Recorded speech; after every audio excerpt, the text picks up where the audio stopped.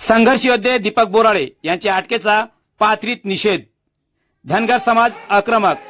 जिल्हा परिषद पंचायत समिती निवडणुकीवर बहिष्कार। धनगर समाज बांधवांना एसटी प्रवर्गातून आरक्षण मिळावे या मागणीसाठी सुरू असलेल्या लढ्याला शासनाने दडपशाहीचा अडथळा आणल्याचा आरोप सकल धनगर समाजाने केला आहे।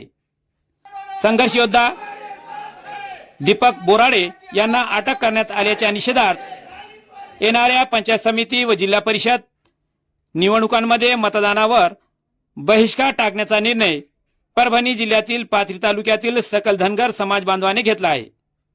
एसटी आरक्षणासाठी 21 जानेवारी पासून मुंबई येथे भव्य मोर्चा काढण्याची तयारी सुरू असतानाच धनगर आरक्षण संघर्ष योद्धे दीपक बोराडे यांना अटक करण्यात आल्याने समाज बांधवांमध्ये तीव्र संताप व्यक्त होत आहेत। हा मोर्चा शांततेत व लोकशाही मार्गाने पूर्व परवानगीने आयोजित करण्यात येणार होता, मात्र आंदोलन दडपण्यासाठीच ही कारवाई करण्यात आल्याचा आरोप निवेदनात करण्यात आला आहे।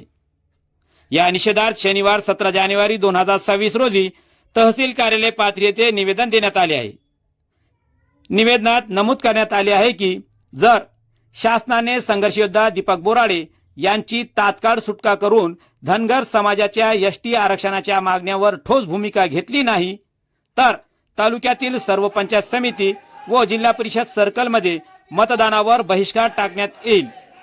यासोबतच समाजाच्या प्रश्नाकडे दुर्लक्ष करणाऱ्या राजकीय नेत्यांना गावबंदी करण्यात येणार असल्याचा इशाराही देण्यात आला आहे।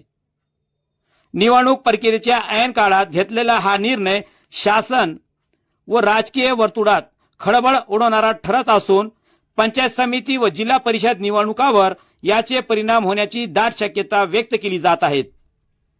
आपण पाहत आहोत YouTube channel SKF news. Salman Sayyed सोबत पाथरी।